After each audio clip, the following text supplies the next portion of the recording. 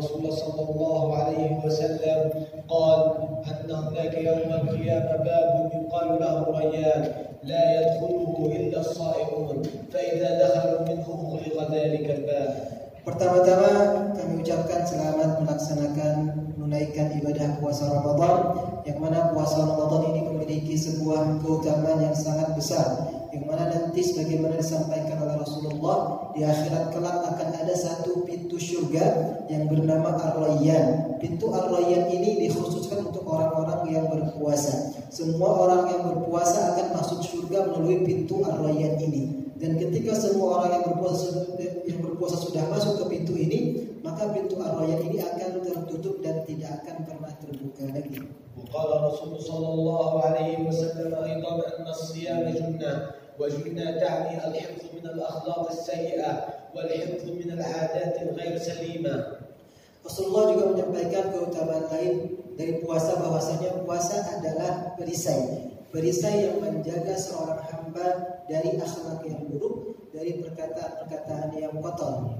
فكيف إذا زينا هذا الصيام بذكر الله تعالى حيث يعد قراءة القرآن الكريم هي أعظم الذكر عند الله. Maka betapa indahnya apabila kita menghiasi puasa kita ini dengan zikir kepada Allah Subhanahu wa taala. Dan zikir yang paling afdal, zikir yang paling utama adalah membaca Al-Qur'anul Karim.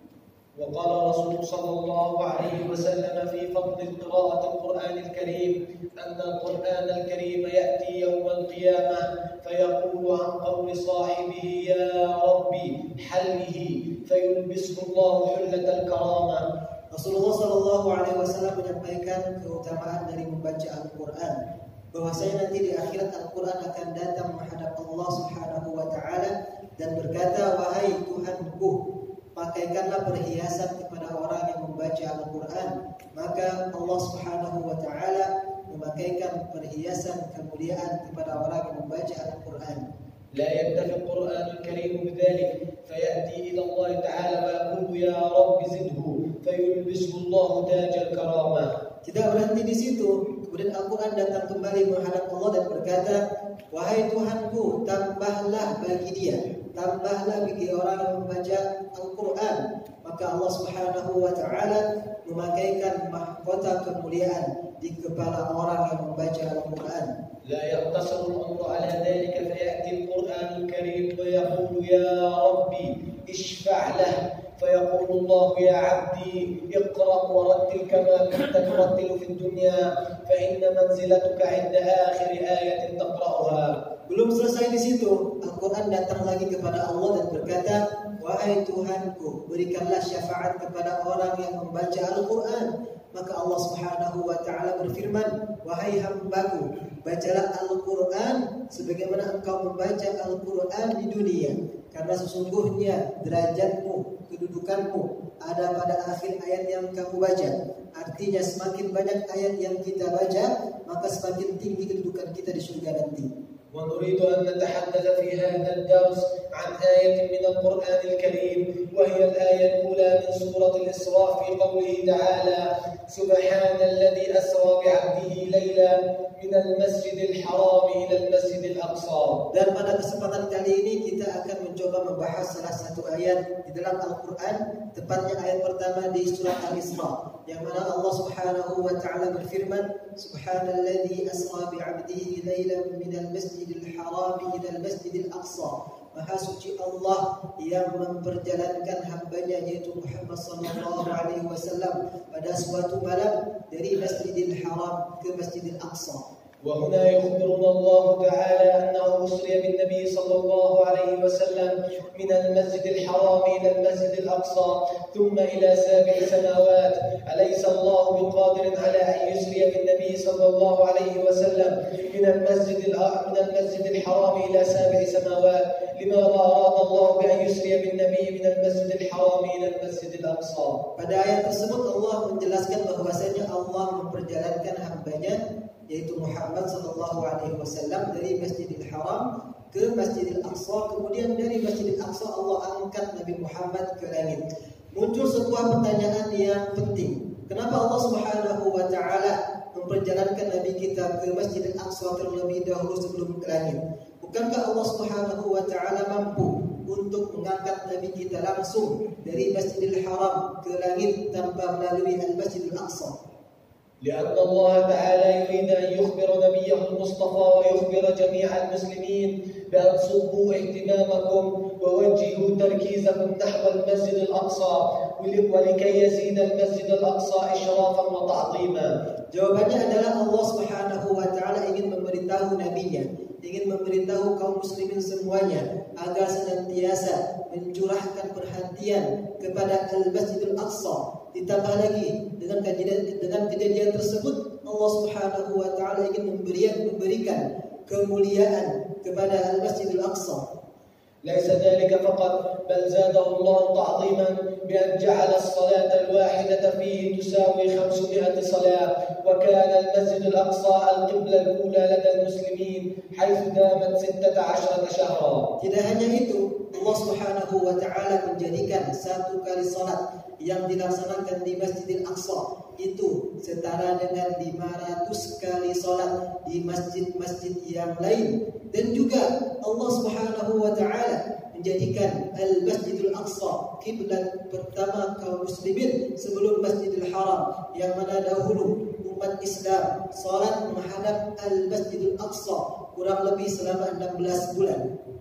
وهنا يريد الله أن يزيد المسجد الأقصى تعظيما فعندما أسري بالنبي صلى الله عليه وسلم من المسجد الحرام إلى المسجد الأقصى أنزل الله جميع الملائكة لكي يصلوا جميعا في المسجد الأقصى وكان الرسول صلى الله عليه وسلم إماما لهم.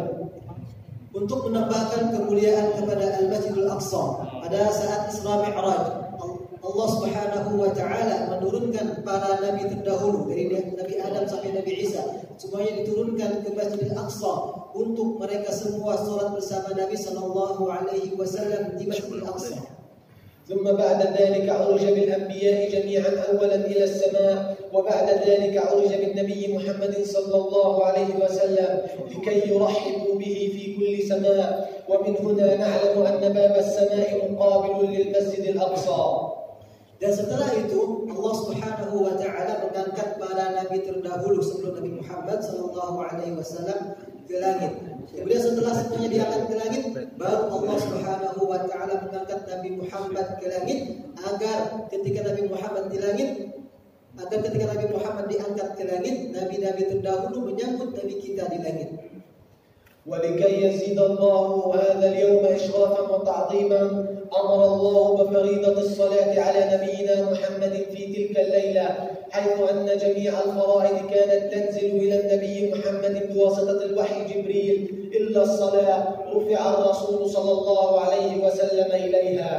Dan pada malam itu Allah Subhanahu wa taala mewajibkan salat, menurunkan kewajiban salat langsung kepada Nabi Muhammad sallallahu alaihi wasallam tanpa perantara malaikat Jibril. Allah langsung mengangkat nabinya ke langit dan langsung menyampaikan kewajiban salat. Berbeda dengan kewajiban-kewajiban yang lain seperti puasa yang mana kewajibannya turun melalui malaikat Jibril. ولكي لا أطيل عليكم سوف أختم بهذا الحديث في قول الرسول صلى الله عليه وسلم لئن أوتوه فصلوا فيه. وهنا يقصد لئن أوتوه أي أنكم إذا استطعتم الذهاب إلى المسجد الأقصى فصلوا فيه فإن لم تستطيعوا فابعثوا بالزيت يسرج في قناديله. Sebelum menutup ceramah pada siang hari ini, ada sebuah hadis dari Nabi sallallahu alaihi wasallam bahwasanya beliau bersabda, barang siapa atau siapa saja yang mampu untuk datang ke Masjidil Aqsa, maka hendaklah dia datang ke sana dan menunaikan salat di sana. Namun apabila kalian tidak mampu, maka hendaklah kalian mengirim minyak, yang mana minyak itu akan menjadi bahan bakar untuk menyalakan lampu-lampu di Masjidil Aqsa. وإلى هنا ينتهي درسنا لهذا اليوم. أسأل الله أن يجمعنا كما جمعنا في هذا المسجد المبارك، أن يجمعنا في المسجد الأقصى، وأن يرزقنا صلاة فيه مباركة، وأن يرزقنا زيارة إلى باحات المسجد الأقصى. Sekian yang bisa disampaikan, mudah-mudahan sebagaimana Allah Subhanahu wa taala mengumpulkan kita siang ini di masjid yang mulia ini. Semoga Allah Subhanahu wa taala mengumpulkan kita kembali bersama-sama di Al-Masjidil Aqsa untuk bersama-sama melaksanakan salat di dalamnya. وأسأل الله أن تكونوا قد انتفعتم من هذا الدرس وأن تكونوا أخذتم من المعلومات ما يكفيكم وأشكركم لحسن استماعكم. Dan semoga apa yang disampaikan tadi bisa bermanfaat bagi kita semua dan diucapkan terima kasih kepada jamaah sekalian atas perhatiannya. Wassalamualaikum warahmatullahi wabarakatuh.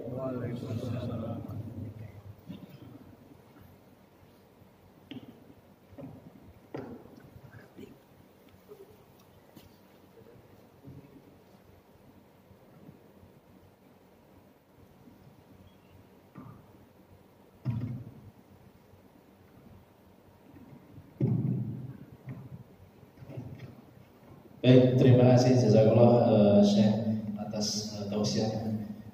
Jadi Bapak Ibu sekalian, seperti itu tentang Palestina gitu ya. Salah satu dari adalah ketika sholat atau beribadah di Masjidil Aqsa ini pahalanya luar biasa ya, 500 kali lipat, dan ini tidak kita temukan di masjid-masjid selain di Al-Aqsa gitu ya. Kalau sholat di Masjidil Haram, Masjidil Nabawi ya, insya Allah lebih dari itu. Dan di sini kami dari Taman Zakat bekerjasama dengan SPM. SPM ini sahabat peduli memanggil yang merupakan mitra kami di Taman Zakat. Beliau yang mendatangkan Syekh ke Indonesia untuk dikelilingkan, disafarikan di seluruh Jawa Timur. Bapak Ibu sekalian, di sini kami ingin mengajak Bapak Ibu barangkali ingin berdonasi lebih. Biasanya kalau kita donasi mungkin 50.000, 100, 200 dan sebagainya. Nah, siang hari ini kami mengajak panjenengan semuanya untuk berdonasi lebih. Untuk apa? Untuk program di Masjid Al-Aqsa atau di Palestina. Di antaranya adalah pertama paket buka puasa, kemudian lebaran anak yatim, kemudian penghafal Quran. Jadi kalau kita berdonasi atau membantu saudara-saudara kita yang ada di Palestina, ini sama halnya pahalanya sama seperti kita sholat di Masjid Al-Aqsa. Kenapa? Karena tadi sampaikan hadisnya biasa mengirimkan minyak ya, minyak. Orang Palestina nggak butuh minyak saja gitu. Butuhnya juga pendanaan, apalagi sekarang masih dijajah Israel, dan mungkin kalau berita yang sekarang kan yang viral itu adalah masalah sepak bola gitu ya.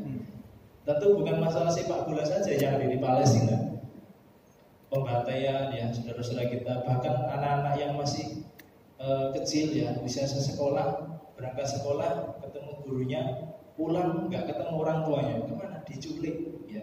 Padahal mereka nggak bersalah gitu. Nah seperti itu kondisi saudara kita di Palestina. Di siang hari ini saya mengenakan syal Palestina yang ada tulisannya SPM dan ada figura Palestina. Mungkin Bapak Ibu jarang menemukan ada figura seperti ini ya, yang dijual atau bukan ya. Kalau di sini kita tidak menjual Bapak Ibu. Jadi kita di sini memberikan apresiasi ya, dari Bapak Ibu yang berdonasi untuk Palestina, akan kami berikan ini secara cuma-cuma. Yang pertama di sini adalah kompleks Masjid Al-Aqsa. Jadi Al-Aqsa itu bukan satu masjid, tetapi kompleks ya. Jadi kompleksnya itu kotak sini. Nah, di sini ada Masjid As-Saffron ya, yang berubah kuning gitu. Kemudian di bawahnya sini ini adalah Masjid Al-Qibli. Masjid yang dipakai sholat sehari-hari setiap waktu. Dan di sini itu ada Masjid Buraq ya. Jadi ketika Rasulullah Isra Mi'raj itu kan Mi'rajnya mengendarai buruk. Nah, buruknya itu diparkir di sini. Nah, di sini. Kemudian ada beberapa masjid-masjid yang ada di sini. Jadi Masjid Al-Aqsa itu adalah komplek ya. komplek di mana di situ ada beberapa masjid. Dan sekarang ini dikuasai oleh Zionis Israel. Seperti itu. Nah, kemudian kita sampaikan bahwa untuk donasi yang pertama ini adalah SAL. Ya, SAL ini nanti kita lelang donasi. Jadi Bapak Ibu yang ingin donasi SAL ini bisa donasi mulai dari 500.000 ya, 500.000. Nanti kita beri SAL sebagai tanda cinta, tanda terima kasih gitu ya. Kemudian untuk figura ini kita lelang donasinya 5 juta ya. 5 juta ini kalau misalkan Bapak Ibu berat bisa diangsur beberapa kali ya. Kemudian nanti pembayarannya bisa transfer dan tidak harus hari ini juga, bisa transfer ke rekening utama zakat dan nanti bisa kita catat data. Yang pertama SAL 500.000, kemudian figura ini 5 juta. Dan bagi Bapak Ibu barangkali nanti gimana bawanya, nanti kita antar sampai ke rumah atau misalkan mau dipasang di tempat kerja, mau silakan. Mungkin untuk tes case ya, saya coba dulu. Ada kan dari Bapak Ibu yang mungkin berminat, mungkin bisa angkat tangan untuk donasi SAL dulu. 500.000 siang hari ini. Satu mungkin. Oke, nggak apa. Nanti kalau misalkan ada yang mungkin agak malu, mungkin sungkan masuk mau maju atau mau angkat tangan, nanti bisa setelah acara hari ini, nanti bisa menemui saya. Nanti kita tuliskan komitmen donasi. Kemudian nanti untuk figura juga sama, ini 5 juta.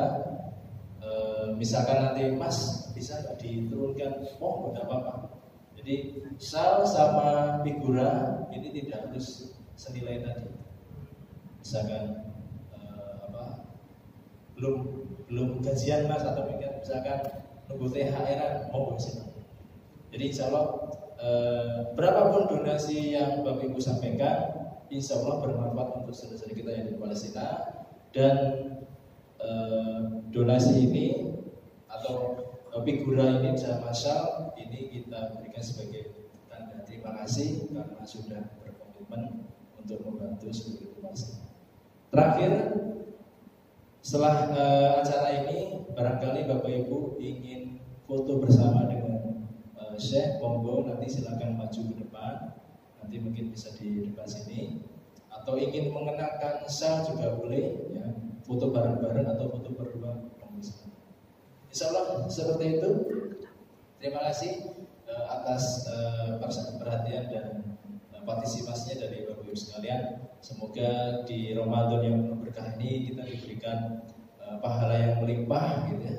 Diberikan kelancaran dalam menjalankan ibadah puasa dan semoga kelak nanti kita di yaumil akhir diberikan kemudahan dan dilancarkan untuk menuju surga. Insya Allah seperti itu. Terima kasih. Saya akhiri. Wassalamualaikum warahmatullahi wabarakatuh. Waalaikumsalam.